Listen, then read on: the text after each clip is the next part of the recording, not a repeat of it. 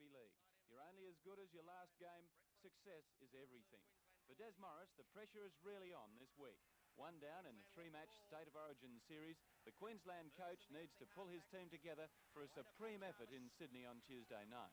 There were some who said it was Morris's fault that Queensland was tactically outpointed in the first match, when Terry Fernley used 3 kickers in the wet for New South Wales and nullified Queensland's champion pivot, Wally Lewis. The buck stops with the coach, and Morris was intensely disappointed. Obviously, we were all feeling a little bit down after the other night, but just on reflection, I think there is certainly a way for us to win. Des Morris is and always has been a fighter. As a player, he never knew when to quit and was rated by the former Australian player, selector and veteran Courier Mail rugby league writer Jack Reardon as one of the best forwards he ever saw.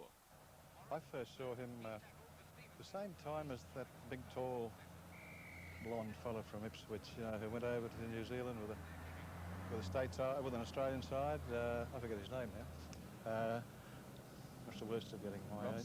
Robson, yes, Robson. Ian Robson and Des started at the same time in representative football, playing, I think, against, I just forget who it was, but they played for Ipswich as a curtain raiser, I think, to a test, and they were outstanding. They didn't, Ipswich didn't win, but Robson was outstanding as a runner, and the other fellow was outstanding for his toughness. Well, of course, he did mature and go on and play in Brisbane and for Queensland, but do you think perhaps he was a bit unfortunate, Jack, in never wearing the green and gold of Australia? Very much so, yeah. Well, I once labelled him in an article in the Courier Mail as the best Queensland player who never played for Australia. And he was very unfortunate. He should have played for Australia. Ipswich born and bred, Des played his first rugby league with Bouval Swifts. In 1968, however, he was enticed to Brisbane and played with Easts, coached by Ted Verenkamp. He was a young fellow and pretty aggressive and running around, gangly-legged, of course. Did he strike you as a future representative player at that stage? Oh yes, there's no risk at all about that. He had all the abilities of a top player, not only from a potential point of view, but what he was actually doing as a young fellow, yes. How did he progress at Easts, in your impression? Well, Des has got those leadership qualities and always has had them.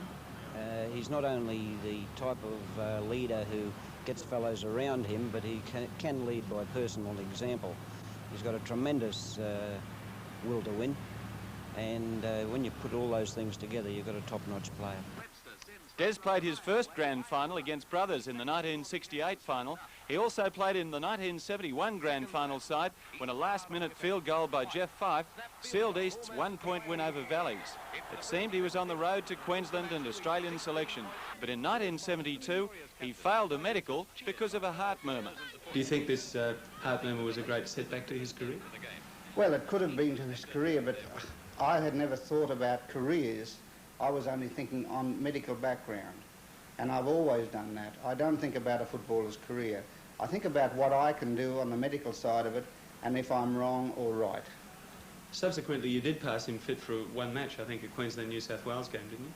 I probably did. I've lost track of time, but I wouldn't hesitate to say I passed him fit for a game of football. A game of football is different to intensive training or conditioning. Despite representative disappointments, Des led Easts to successive Brisbane premierships in 1977 and 78 as captain-coach. Opponents always had a healthy respect for him, as former Brothers international forward David Wright testifies.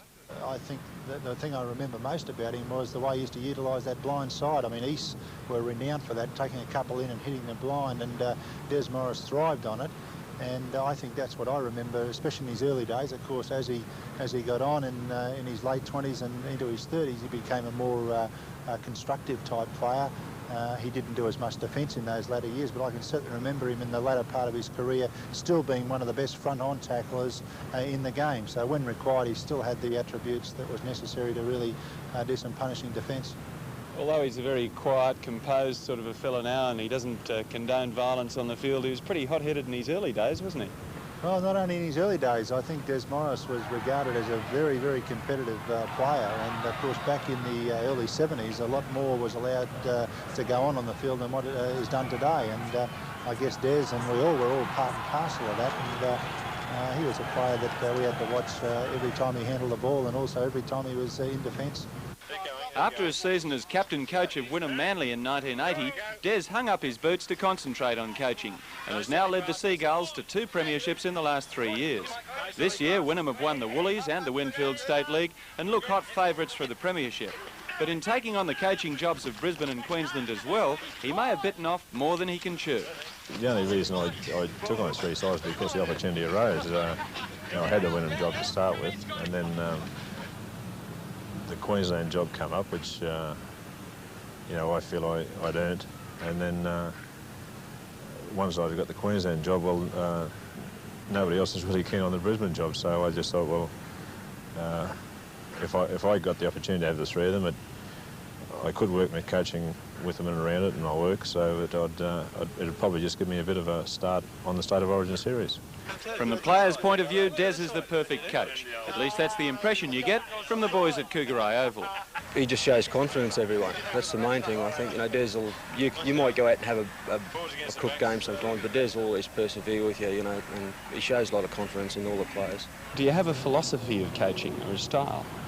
Well, I certainly like the players to enjoy the game, and I think there's nothing really like winning to make everybody enjoy it. So, if what we usually try to do is concentrate in defence early and get our put on plenty of attacking moves that it's exciting for the players to involve and also for the public to watch. How much credit would you give to your family, especially to your wife Faye? Oh, well, a lot of the credit, without Faye's understanding and encouragement at times, obviously I wouldn't be able to do what I am allowed to do, put the time in for a start. It is getting a bit difficult at the moment with my 3 lads playing football, but, Faye seems to be able to cope all right, and certainly has given me the encouragement to keep playing, and, I'm very grateful for that. Win or lose in the State of Origin series, Des Meares has already earned himself a place in Queensland Rugby League history. Des Meares was the type of player that brought a lot of credit to the game, as I said, both on and off the field. And any player who can represent Queensland and be a controversial selection for an Australian side, he knows how to pull his boots on, doesn't he? What are your aims this season? Well, first I'd like to win the next State of Origin match.